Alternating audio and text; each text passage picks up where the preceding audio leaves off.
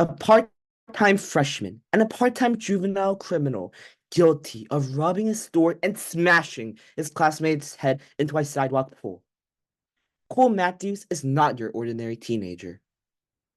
Although Cole is scheduled to go to prison, he puts on the innocent boy persona, blames all his actions on his troubled past with his family, so he manages to avoid any prison time and consequences for his crimes.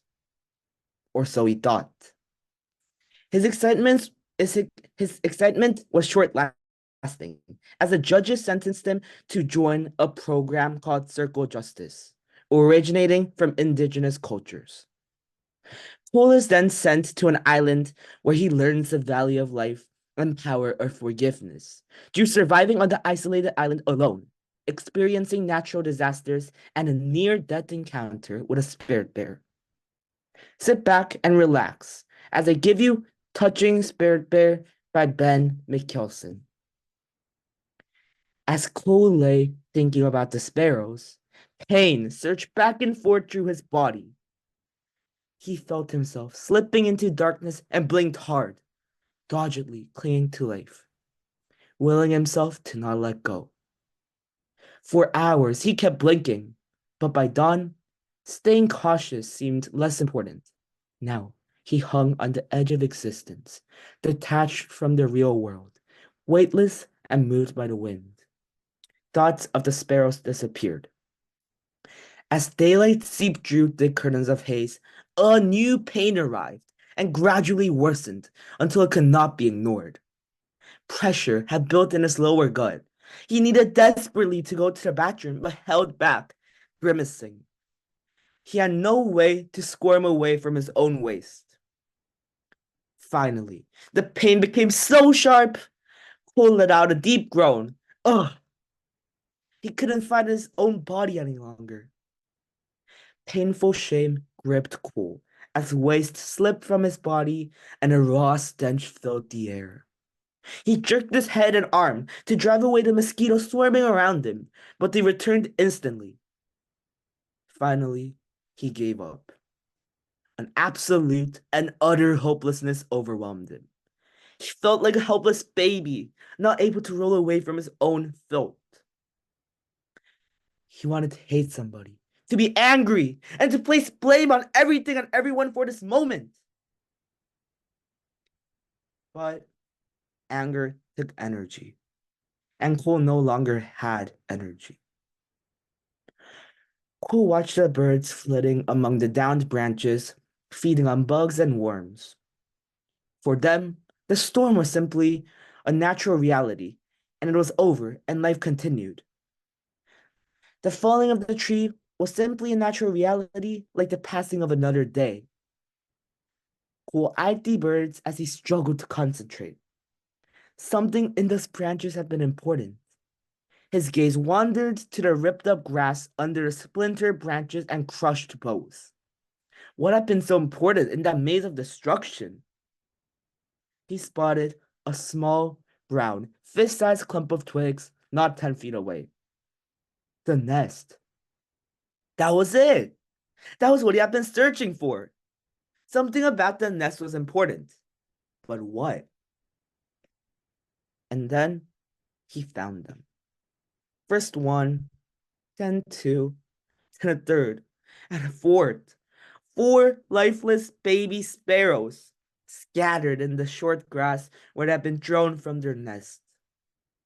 Matted fuzz covered the twisted little bodies. Two had died with their big yellow beaks open, as if searching for food. The other two lay facing the nest, their necks reaching out.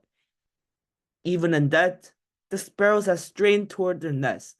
They had tried to make it back to the safety of their home. Cole envied the dead sparrows. He had never really known any home. It sure wasn't the big brick building that his parents landscaped and fixed up to impress the neighbors. Nor was it the empty space he returned to most days after school. Even before his parents' divorce, Cole had always wanted to run away from that place. As Cole stared at the tiny bodies, sadness flooded through him. Sparrows, so frail, helpless, and innocent. They hadn't deserved to die. Then again, what right did they have to live? This haunted Cole. Did the bird's insignificant little existences have any meaning at all? Or did his? He watched one solitary gray sparrow hopping among the broken branches near the nest. Was that the mother? Was she looking for her young?